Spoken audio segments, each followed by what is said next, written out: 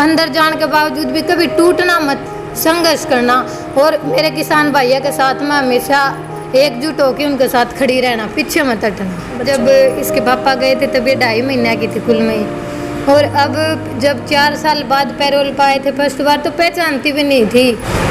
नमस्कार दोस्तों, कैसे हैं आप सब। स्वागत है आपका हमारे चैनल में। आज जिस जगह मौजूद हूँ और जिस शख्सियत के साथ मौजूद हूँ उसके बारे में जानकारी दे दूँ थोड़ी मैं आपको। अभी मैं मौजूद हूँ गांव सिसाई में।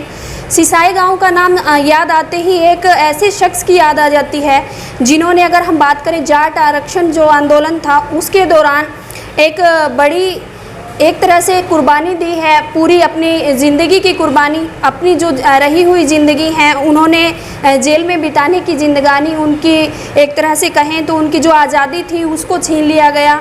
कारण क्या थे वो आप सब जानते हैं, और किस तरह के इल्ज़ाम थे वो भी, उन पे भी बाद में चर्चा करेंगे। लेकिन फ़िलहाल उनकी धर्मपत्नी जो हैं अनीता सिहाग जी वो हमारे साथ मौजूद हैं, तो उनसे हम चर्चा करेंगे और जानने की कोशिश करेंगे कि अभी की जो चल रही है उनकी लाइफ कैसी चल रही है। नमस्कार राम राम जी। सबसे पहले तो जानना चाहूँगी मैम, एक पत्थर दिल करना पड़ता है एक तरह से बात करें हम, क्योंकि जैसा सिसाई जी के साथ अभी घटनाक्रम हुआ 2016 में, उसके बाद उनकी जो आजीवन कारावास की तरह उनको अंतिम सांस तक रहना पड़ेगा जेल में।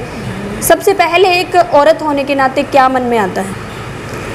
देखो जी, ये तो किस्मत का खेल है, ऊपर वाला ने जो चाहा है वो ही करेगा। पत्थर दिल करना पड़ेगा कुछ नहीं, ये हम तो घर पे, हाँ पूरा परिवार है साथ में। ये पति की सोचो, जिसने भाई बच्चा की याद आओ, पत्नी की याद आओ, परिवार की याद आवे, तो एक औरत होने के नाते मैं यह कहूँ मुसीबत का डट के सामना करना चाहिए, मुसीबत तक आगे होकर नहीं भागना चाहिए। संघर्ष करांगे तभी जीतांगे। नहीं, जैसे शुरुआत में, क्योंकि एक औरत के लिए बहुत मुश्किल होता है अपने पति के बिना, क्योंकि एक घर का सारा बोझ जो होता है एक आदमी संभालता है, पति संभालता है, लेकिन उसके तुरंत जाने के बाद कैसे मैनेज किया आपने उन सब चीज़ों की? अगर मैं बात करूं किस तरह से, क्योंकि अभी काफ़ी टाइम से आप ही सब चीज़ मैनेज कर रही हैं, तो वो कैसे मैनेज कर पा रही हैं आप? देखो जी, हमारी संस्था है सामाजिक जनहित कल्याण समिति, और उसकी पूरी टीम है जो मेरे साथ लगातार रवा है।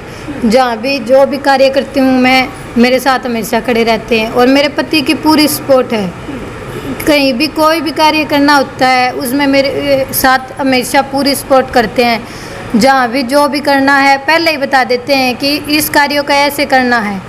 और रही बात मेरी जो मैनेज करना है जी, परिवार में पापा हैं, मम्मी है, देवर है, बहन है, पूरी फैमिली बहुत अच्छी है, मैनेज कर लेते हैं एक दूसरे के साथ में। मेरे बच्चा का मेरा पूरा ख्याल रखा है मेरा परिवार। किसान आंदोलन की बात करें तो लगातार आप हमें सुनाई दी हैं, अपना जो एक आप कहें दृढ़ता के साथ जो आप बोलती हैं जब टोल पर, तो अच्छे अच्छे जो लोग होते हैं वो कांप जाते हैं। विरोधी जो हैं, किसान विरोधी नीतियां जो हैं, उनके बारे में आपका क्या कहना है? क्योंकि आपकी आवाज़ बिल्कुल बुलंद तरीके से वहाँ टोल पर सुनाई देती। देखो जी, नीतियाँ तो जो भी जिसकी मंशा होती, जो जैसा व्यक्ति होता है वो अपनी मंशा से कार्य करता है, अपने दिमाग से चलता है, उसको तो हम रोक नहीं सकते। लेकिन जो हमारी नीतियाँ हैं वो स्पष्ट हैं, क्योंकि आज जिस मोड़ पर खड़े हैं, तीनों कृषि कानून रद्द करवाने हैं। हमारी यही इच्छा है, जब तक नहीं रद्द होंगे तब तक संघर्ष करते रहेंगे। कृषि कानून आप नहीं पता है, हम नहीं पता है, अगर आज ये लागू हो गए तो हमारा पूरा देश बर्बाद है, और इस नीति को हम कभी कामयाब नहीं होने देंगे। राजनीति लोग ये समझते हो कि अपना स्टंट बना की या राजनीति खेल की हमारे कानून लागू कर दिए जावें, हमारे देश में थोप दिए जावें, हमारे समाज पर सरकार यही चाहती है, लेकिन ये काम कभी नहीं होगा। आज बच्चा बच्चा जागरूक हो चुका है, हर बच्चे को समझ आता है कि हमारे देश में चल क्या रहा है, क्या प्रतिक्रिया है। और रही बात मेरी, तो मेरे पति ने हमेशा एक बात सिखाई है कि भाई मैं जेल चला जाऊँ, अंदर जाने के बावजूद भी कभी टूटना मत, संघर्ष करना, और मेरे किसान भाइयों के साथ में हमेशा एकजुट होकर उनके साथ खड़ी रहना, पीछे मत हटना। बच्चों की बात आई तो अभी आपके मेरे को 2 प्यारे प्यारे बच्चे दिखाई दे रहे हैं, तो काफ़ी बार मैंने भी इनकी बातचीत सुनी है, काफ़ी बार बोलते हैं, ये बहुत अच्छा बोलते हैं। तो क्या लगता है कि प्रेरणा कहाँ से मिलती है इन बच्चों को? देखो जी, वो कहा करे संस्कार तो अपने बढ़िया थे मिले हैं, जैसा हम इन्हें सिखावांगे वैसा ये सीखेंगे। ये भी न पता है पापा जेल में जा रहा है, फिर भी समाज के लिए संघर्ष कर रहा है। पापा के जेल में जाने के बाद भी मम्मी संघर्ष कर रही है। तो जैसा हम करते हैं घर में वैसा बच्चे भी देखते हैं, उन्हीं से सीखते हैं कि मम्मी क्या कर रही, पापा क्या कर रहे हैं, और बहुत कुछ सिखाने की कोशिश करते हैं इनको अभी से, क्योंकि संघर्ष के बिना तो जीवन चलता नहीं है। और हमारी यही सोच है हमारे बच्चे खूब संघर्ष करें और हमारे समाज की भलाई के लिए जैसे हम काम कर रहे हैं वैसे आगे खड़े रहे हमेशा। अगर हम नॉर्मली बच्चों की बात करें अनीता जी, तो बिल्कुल इस एज में बच्चे मतलब अपने मम्मी पापा को बहुत ज़्यादा प्यार करते हैं और रहना चाहते हैं उनके साथ। लेकिन अगर हम आपके बच्चों की बात करें, जैसा दलजीत जी अभी जेल में उनका रहना होता है, 1-2 बार पैरोल पर आए हैं, तो ऐसे में बच्चे जो हैं क्या कभी अपने पापा को याद करते हैं या कुछ ऐसा जो मिस करके वो बहुत ज़्यादा हो? देखो जी वही बात है, अपने पापा मम्मी ने कौन मिस कौन कर दिया, इतने बड़े बड़े हो गए, अब तक तो हम ही मिस करा हाँ मम्मी पापा ने, तो ये तो छोटे बच्चे हैं। जब इसके पापा गए थे तब ये 2.5 महीने की थी कुल में, और अब जब 4 साल बाद पैरोल पाए थे फर्स्ट बार तो पहचानती भी नहीं थी कि ये मेरे पापा हैं।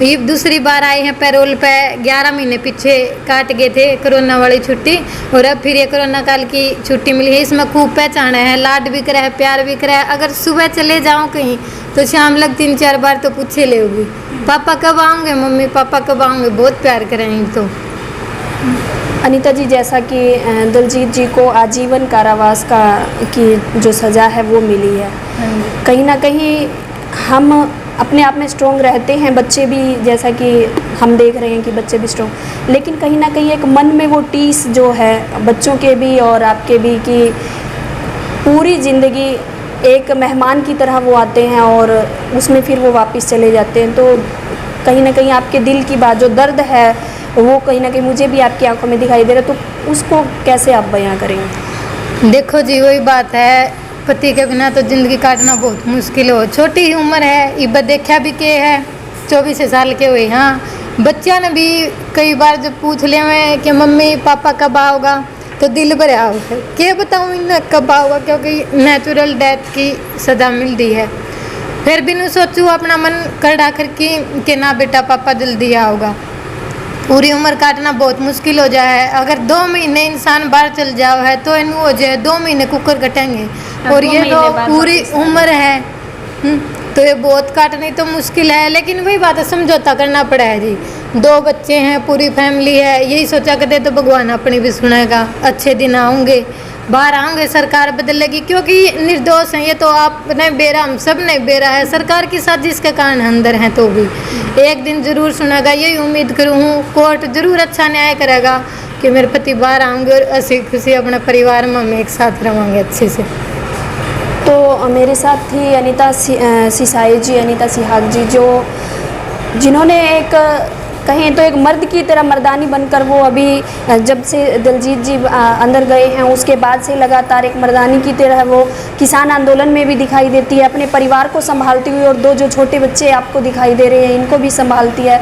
लेकिन कहीं ना कहीं एक जो मन की टीस है वो बाहर निकल ही आती है, क्योंकि ये ज़िंदगी है और 2 जो लोग हैं वो ही मिलकर इस ज़िंदगी को चलाते हैं। ऐसे में अगर एक साथी थोड़ा सा बाहर की तरफ हो जाए तो बिल्कुल मन में वो रहता है दुख।